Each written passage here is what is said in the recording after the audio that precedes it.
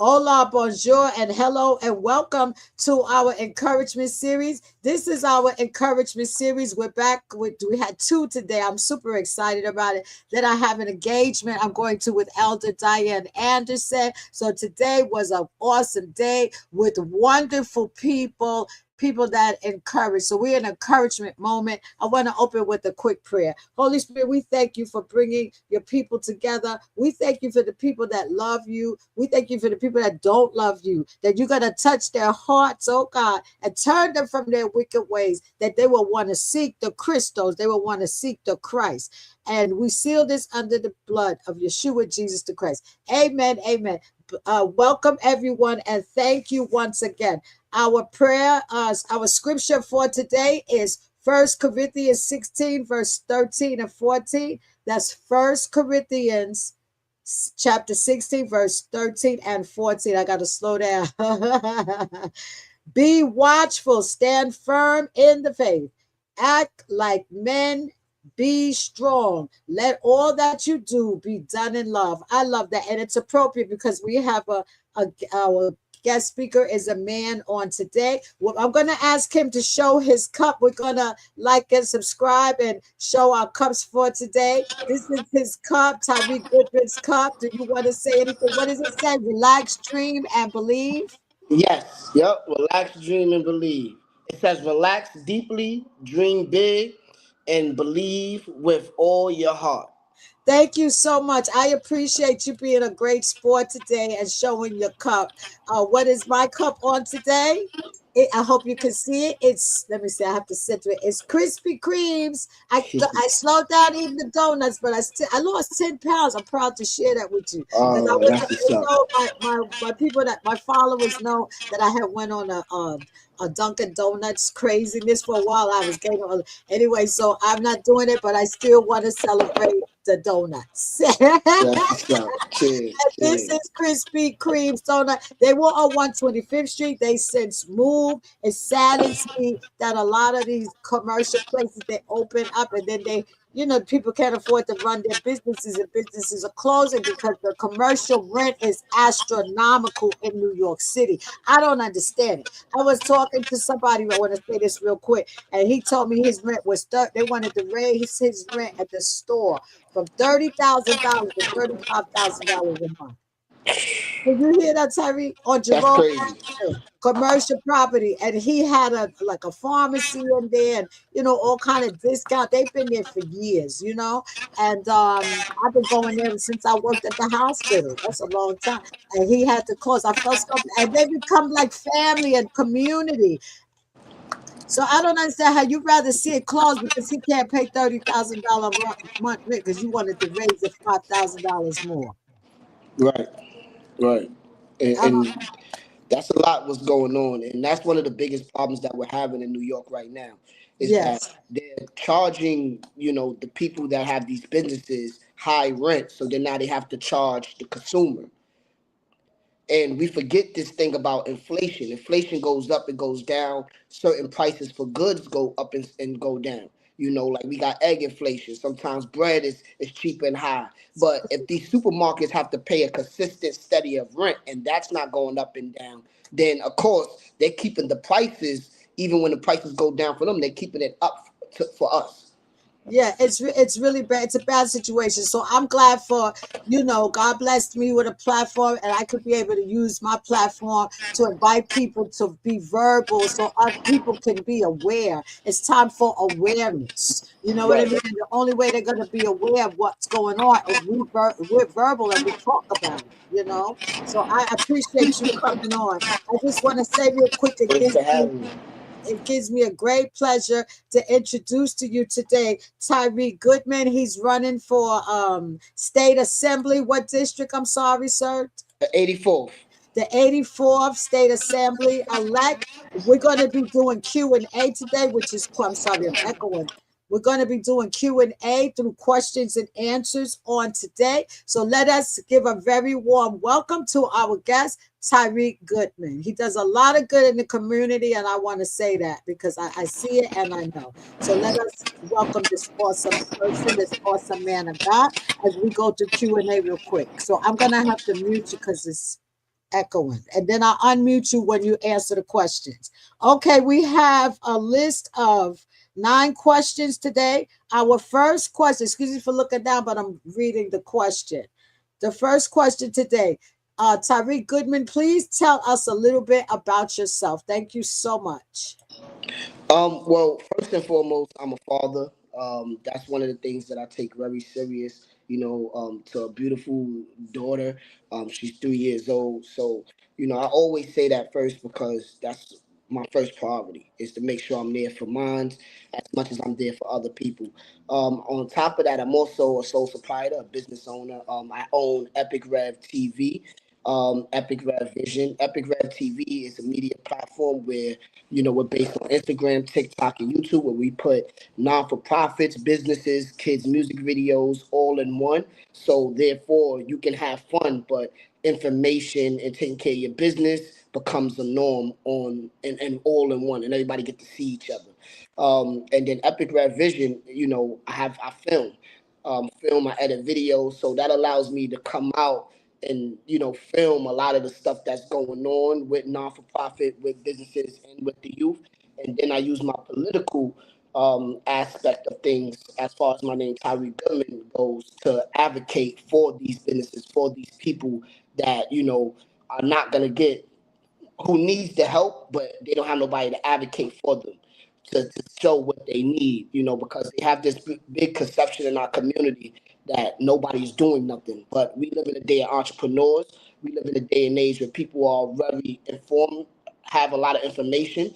So for me, it's about getting them informed, but also putting a platform for them to where we could all share each other resources.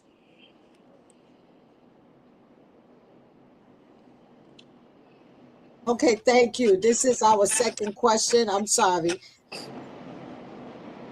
Give me a second here. Take your time. Take your time. Yeah. It's when you're when you're running things, sometimes I'm the engineer, because I stream for 5 platforms, so I'm putting you everywhere. So just be patient with me. But I really need to consider getting an assistant at this point. No, for real, because some things that you have to do, you do need other people to assist you. So I'm thinking about it. So I think I might have to get me a little intern or, maybe somebody to help me sometimes to do certain things. Amen. So our second question is, our second question for today. Hang on. We're doing Q&A. What provoked you to get involved in the political arena? What provoked you to get involved in the political arena? Thank you. So, first, I was just like everybody else. How I got into politics was kind of like different from the norm. It all started with me meeting a guy named Dion and also Gonzalo. They was out canvassing and they knocked on my door. And when they knocked on my door, I was just like everybody else. What are you here for? What are you doing? You trying to put somebody else in front of our face that we're never going to see again outside of campaign season. So I kind of was rude, slammed the door in their face. But then when I came in my living room, I saw my business card with Epic Rev TV. And what I did was I came back out and I said, hey, listen, I have an up and coming media. We would love to interview your candidate, which I didn't think they was going to get right back to me, but they got back to me within that week. When I went to interview the candidate, I guess he kind of challenged me to see if I was going to say the same thing that I said to his colleagues, to him in front of his face. And if you know me, I don't bite my tongue. I'm a straight shooter. So I told him straight up, I said, I think politicians is full of it. Y'all don't really put in the work. Y'all do a lot of talking, but after election season, we don't see y'all. And a lot of things that come into our neighborhoods, no matter who gets elected on either side, nothing changes for us. So he looked at me and he was like, maybe you should be in this seat. And I'm like, I don't fit that. I don't fit it at all. Um, but what I did after me interviewing him and things like that, what I realized is I said, you know what? Information is key because there was a lot of information that he was given during that interview that I felt that my peers wasn't privy to. So I said, look, let's work together. Let's work together. Let me help you, outside of just your campaign, but let me show you exactly what I'm talking about of how you can help the people. At this point, he didn't, he had a veterans organization. So I was honest with him. I said, look, your veterans organization, we don't have a lot of people that that honor our veterans in our community. He was like, okay, well, let's change that. And that's what it's been about. It's about, talking to these political figures and telling them, listen, even if you're not elected, there's things that you could do now that can help the community outside of just waiting until you get elected or waiting until you get votes. So that's what we started doing. We started, helping people with their businesses. We started doing men's mental health, females mental health, and then we also started to honor veterans within the Hispanic and Black urban community.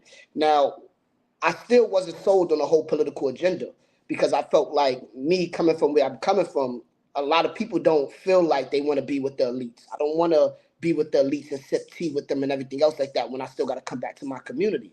So when I found out there was a lot of empty ballot seats, I told him this. I said, if you want me to be a part of the political spectrum, you got to get other people in like me, that look like me, that talk like me, because where I come from, we don't care about parties. We care about results.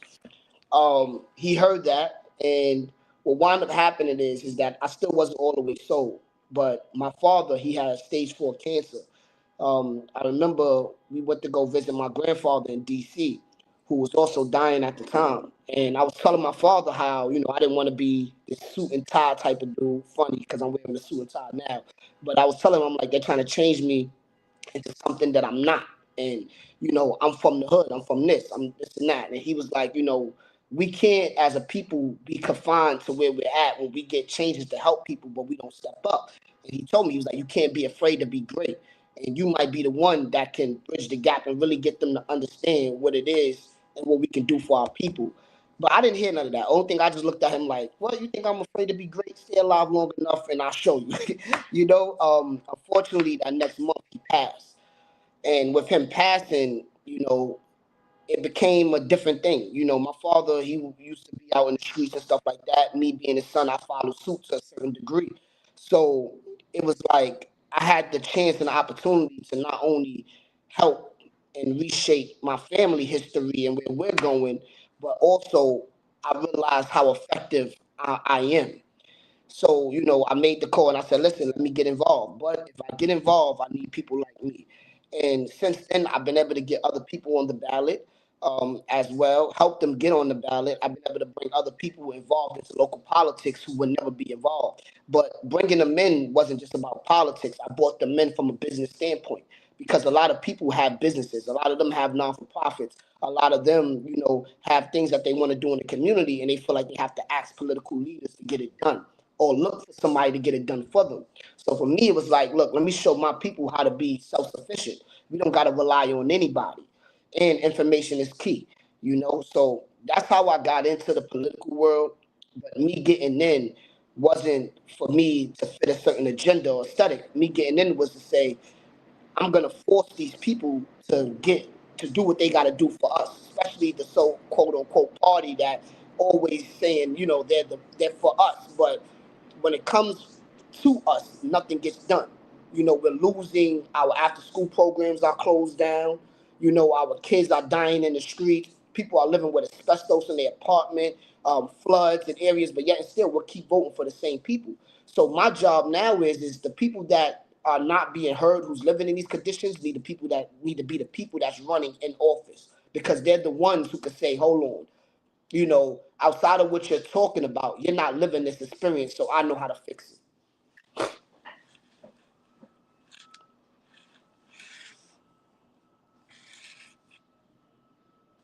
I can't hear you. Sorry, I forget to unmute it. That was awesome. Thank you so much. Our third question is, what are some issues concerning our community? What issues are you passionate about in this moment? If you don't mind, take a one or two or three and elaborate. And we appreciate you.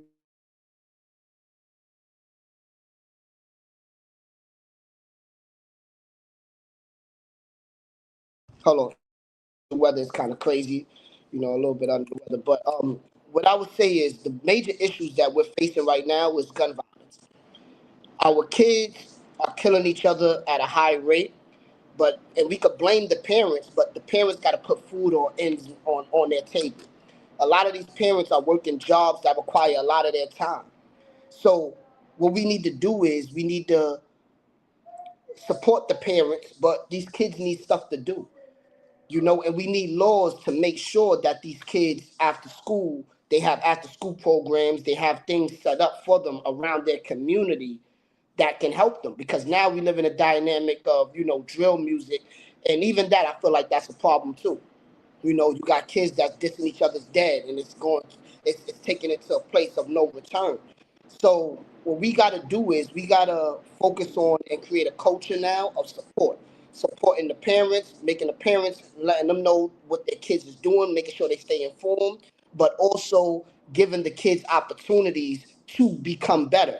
And you cannot give kids opportunities to become better if each community have a resource that the next one don't have, and then these kids are beefing with each other. So then now, if a resource that can help a group of kids is in one community, those kids is not going over there because they got to worry about getting shot. So what my thing is like I said, I'm big on sharing information. That's one of the major things that I feel like we lack. So for example, at 16 you could be on the community board no matter what your criminal record is. 18 you can run for local government no matter what your criminal record is. These things are important because now our kids who are graduating college, who are pillars in our community, we gotta highlight them and make them what's cool, make them what's fun. We got a lot of kids that are selling shirts, that are into pop-up shops, that are into media. We got to start putting them on the forefront in our community because those are our businesses. Those are our generational wealth right there, right in front of our faces. On top of that, there's something in nature called Section 3. NYCHA, if I want everybody to look this up when it comes to Section 3 as well, but Section 3 was made to produce trades, right? So kids can learn how to, paint, how to brick build, how to, exterminate. And on top of that, any company that worked through Section 3, they were supposed to hire people from within the community. Now, Section 3 is still around. That's a right that is still supposed to be given, and they still get funded for it. Yet and still it's being underserved and underused.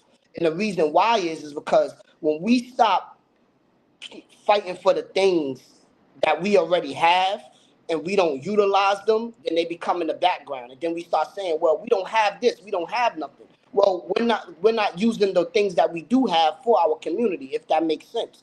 So one of the things for me is about enforcing Section 3, letting people know what Section 3 is and making sure that these companies that's coming in to our neighborhoods hire our youth and teach our youth. Because right now it's easy for us to complain about NYCHA, but NYCHA is being scammed by side contracts, by contracts that are saying, well, you know what, we're going to keep these scaffolds up in your neighborhood for months and not do no work, but we're going to get paid billions of dollars, millions of dollars. That makes no sense.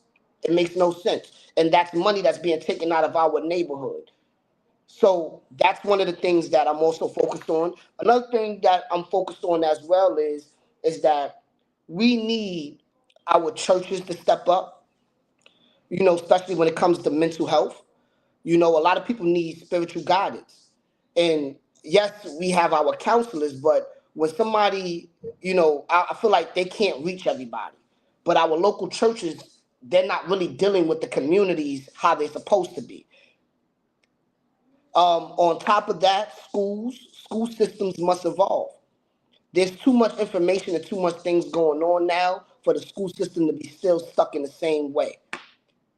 Because only thing now what's happening is that we're teaching our kids how to follow orders and instructions, but we're not building up their brain to think freely.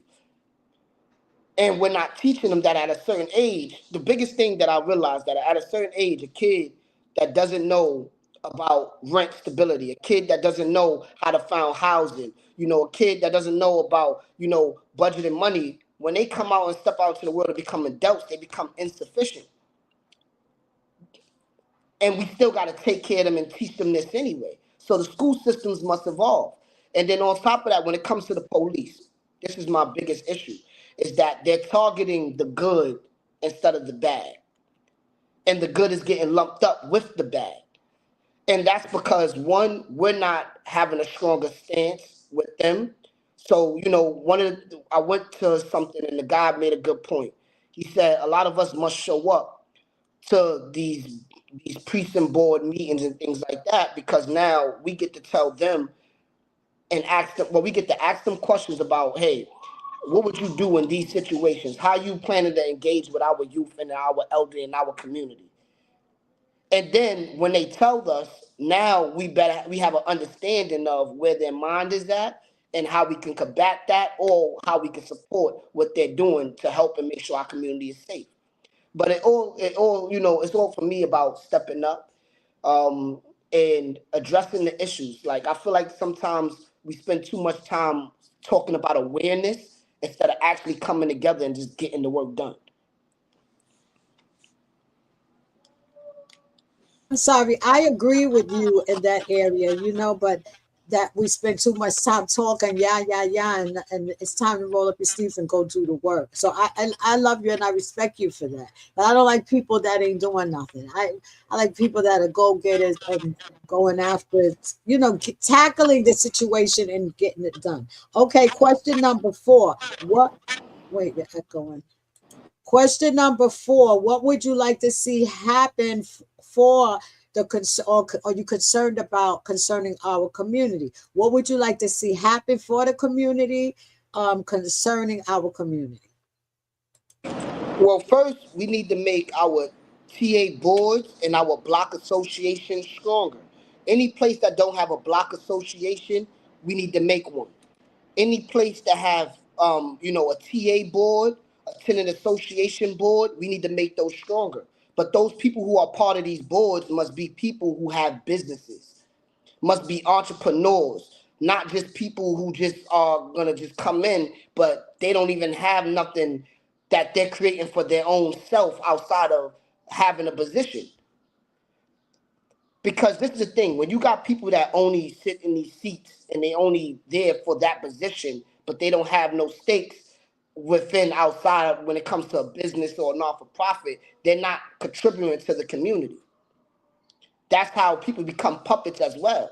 So when it comes to me, what I want to see in the community is, I want to see us stop complaining, and the ones that's complaining, I want to see y'all step up. It's just that simple. You know that, all right, there's a ditch right there coming out your building. Then instead of complaining about it, find the resources to make that complaint, you know, effective enough to where they're gonna fix it. A lot of times we shoot ourselves in the foot by saying, oh, well, the next person can't do this. Oh, these people done did this. And to be honest with you, you don't know what you can do until you do it. You might be the one that can open those doors. You might be the one that can break down those barriers. So, for me, it's all about action. You know your people are hungry. You know there's something that we're lacking in. Do not wait till your elected officials. Do not wait till your president or anybody come in and try to save you. You might be the person with the idea that might need to step up that can get others to follow you. It's just that simple for me. On top of that, what I want to see in our community is us work together. You have a lot of kids that's beefing between blocks, a lot of resources once again that a lot of communities don't have. And if we came together, we had our TA boards come together. We have our block associations come together. And this is outside of community boards. This is outside of government ran. We always talk about the government doing this to us and doing that to us, but we're not preparing among ourselves. And we have rights. We have rights and we have things that if you unify, they cannot stop you because they're so busy fighting each other. Right now, this is the perfect time for us to unify and to start coming up with ideas and to start putting things together because no matter what party you in, they're not focused on you. They're focused on fighting each other. They're focused on tit for tat. So that That's means true. that leaves the average person who want to make change. This is a clear opening for you because they're not even going to see you coming. Wow, that's real. That was really good. That was powerful. That was heartfelt.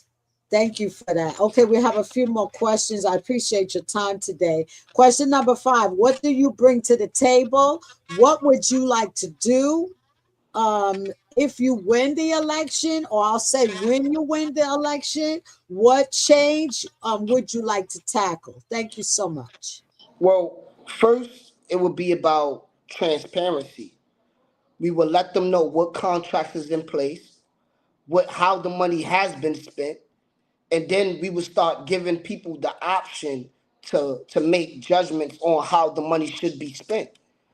But we will open up real dialogue. See, politicians over these years have been being biased. They have been doing things unconstitutional, which means is that if you don't support their campaign or you don't play ball with them or their party, they've been shutting you out, which is crazy because once you get elected, whether you voted for me or not, I'm still for you. I still got to make sure you okay because if you're not okay, then somewhere along the line, my people and everybody else is not okay.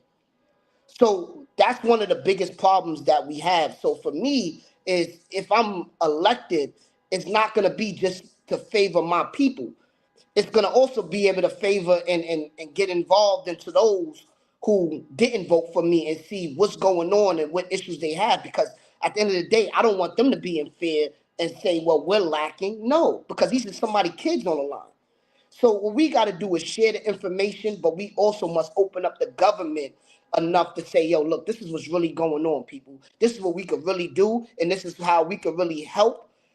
But this is also what the people must do, and how also the people must help and contribute, so we can work as one to make things to get things done. Don't get it twisted. I'm one of those people where it's like, yeah, vote for me, but don't vote for me if you're not gonna put in the work. Don't vote for me if you're not gonna sit there and support me because I might have to fight those within my own party to get what I need for you. And I tell this people all every day, whether you're conservative, Republican, or Democrat, we need to stop voting on party. We need to vote on the person who's willing to get things done and have both sides sit at the table and say, let's work together. Because our babies, our elderly, and our lives is on the line playing these political games.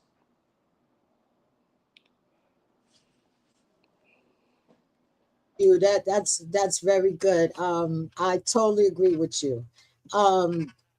Question 6: have you encountered any negative issues while running for office?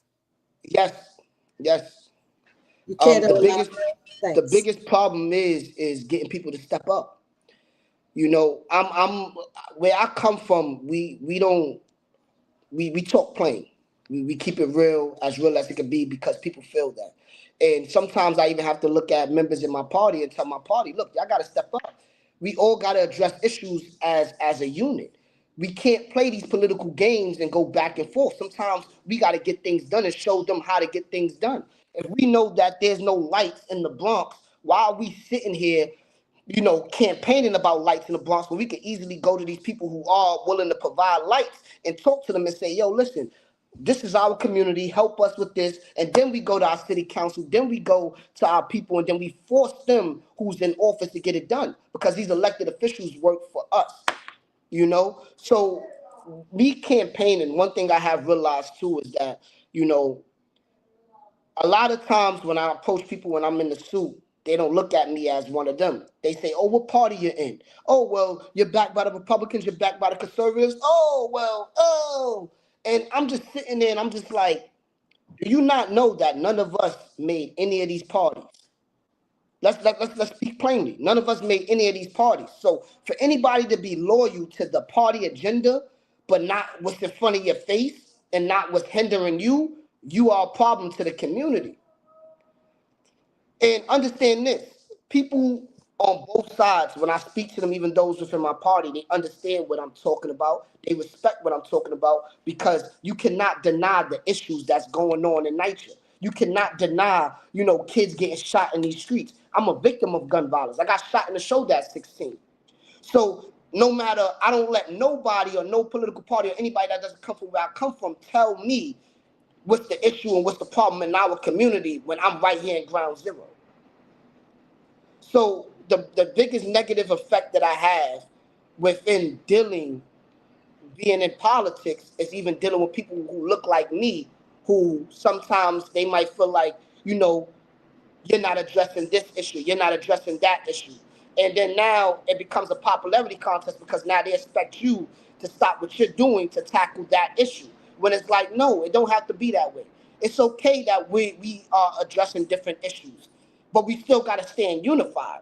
It's okay that, you're focused on this mission, I'm focused on that mission, because guess what? We're attacking different missions differently. And we don't all got to see things eye to eye. A lot of people within our community, they want you to be a part of the same party. They want you to have the same mindset as them. But if that's the case, how you think they're stopping you? How you think they're gonna stop me? We gotta think differently, and we must applaud those who think differently and who say, you know what, we share a certain common problem, but we gotta attack it from different results. So you go left, I'm gonna go right. This person go through the middle, and we're gonna make sure we get what we gotta get because that's what it's all about. So one of the negative things that I face is people who share the same problems as me, feeling like, the way I might go about it might not be the right way. But I also look at them and I say, listen, you've been fighting this fight for this long. I'm coming in and I'm being effective. And I'm not here to say that you're not effective. I'm here to add on to it, but just in a different way.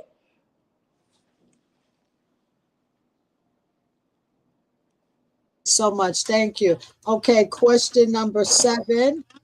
Have you encountered any positive things while running for office? Yes, yes, yes. One of the positive things is I got to shout out is the youth. A lot of them, they have businesses, they have ideas, and to be honest with you, we was already throwing music showcases. We was already doing pop up shops and stuff like that. So now that I'm in politics and they're seeing me dealing with the political figures, and I'm also doing what I'm doing in the community, they're starting to bridge the gap between business, community, and politics. And by them bridging the gap into that, they're starting to see things in a whole different type of way. So now it's like, yeah, a lot of people don't want to be a part of the system and play the game, but now they're able to play the game in a whole different way. A lot of non-for-profits didn't even realize that they could sell merchandise. A lot of non-for-profits don't even know that, yes, you can sell a shirt. Yes, you can sell certain things in a coffee mug because guess what? That's how you're going to sustain your non-for-profit to do and give back to the community. Information is key. Teaching people that if you have a CBO, a community block organization, that elected officials cannot, if you're putting in work and you're able to show what you're able to do, without them, they cannot sit there and say, well, we're not giving you no funding. Even with non-for-profits has been in the backs of political figures. And they've been kissing their butts, excuse me, for no reason. When at the end of the day, if you're providing the service, don't matter who gets elected. Whoever gets elected need to know that you're providing a service and you're making their job easy. When they start to pick and choose over votes, they're in violation of the Constitution and your rights. So, for me, it's been great to come in. Like, I don't have a political backing. I didn't go to school for none of this. But the hustler in me allows me to find out the laws, find out the rules, and say, hold on, wait. Hey, y'all trying to stop us, but you can't. And with me doing that, I'm able to shine light on certain organizations. And now I feel like I'm giving them that backbone and also that information for them to go back and say, look, y'all can't just treat me any way, or y'all can't do anything like this. And then also, I'm like the anti-villain. I'm like the anti-villain, right? Or the anti-hero, however you say it. A lot of times, if an organization works with me, or if the political figures see that I'm doing a great job with something, just to stop me, they will work with those individuals. Just to stop me, they will get whatever needs to be done. So now it's like, okay, you're right. Let me step up and let me force y'all to do your jobs. So whether I win or I don't win, they're gonna hear me and they're gonna have no choice but to fix the problem or address the issue. That was very good. Thank you so much. Our last question, number 8. How can people participate or volunteer or get involved with your organization or your campaign? Thank you so much. So you can follow me on Instagram, Tyreek Goodman. Look it up. You'll see me on Instagram. Epic Rev Vision, ent@gmail.com. If you want, your nonprofit to be filmed, you want somebody to come in and then see what you got going on, utilize me for that. One of my biggest gifts is editing videos, doing videos. So that allows me to take away the focus off from me and shine light on what you have going on. So if you want somebody to come in and shine light, we also have an underground media coalition throughout all 5 boroughs, where we have the Culture Inc., the Big Apple Gazette. We got Crown Nubia TV. We got all these different underground medias that, urban underground medias, and we're still growing. Also, shout out to the Bronx BX production, the Bronx is Beautiful TV as well. We got all these underground urban medias that allows us to tell our story, to tell the narrative of what we got going on. So once again, it's Epic Rev Vision, ent@gmail.com. And then also, if you want to get involved into the political aspect of things, is the Fight for Us Begins @gmail.com, or Goodman for the Bronx @gmail.com. And, just reach out. Like, I'm always willing to work and help people, but don't come to me to make it about me. Like, hey, I want to support you and vote for you. I appreciate that. But the biggest thing for me is to make sure that we show off what you're doing for the community, what you can contribute. Because if they just have one person that's just the face, it's easy for them to block and shut him out. But if they show there's different organizations within our community, there's different businesses, different non-for-profits, and we're sharing information and we have a system in place, they cannot deny none of that or overlook it. That was powerful. That was excellent. Thank you so much. I appreciate you. Do you have any upcoming events that you want to share before we close? Um, Not right now, but please be on the lookout. We got a couple of events on how to end gun violence. I have a whole template about that, and I just want to touch on that briefly. One of the things how we can end gun violence is sharing information. A lot of the parents don't know what their kids are getting into, and if we got 2 blocks that are beefing with each other, that can easily be solved by having the parents of those blocks, the TA boards of those blocks, or the communities of those blocks come together and say, we declare that these blocks are not beefing. We make peace among ourselves. Now, once you do that, you open up a communication line between adults, because a lot of times it's their kids shooting at each other. So we could stop that by just having information, dialogue with each other.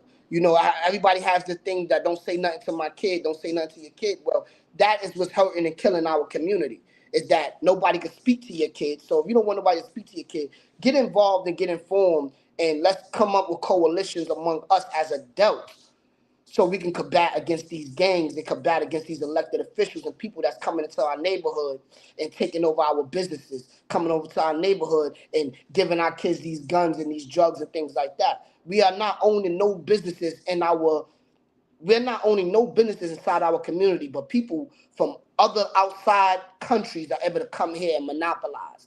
And we're blaming elected officials and we're blaming everybody else. But in all reality, the difference between us and other communities is that we're not organized within our community. If you don't have a strong TA board, make one. You don't have a block association, make one. This is not the time for you to sit back and the issues that's going on and you want to complain all day. No, you got to step up.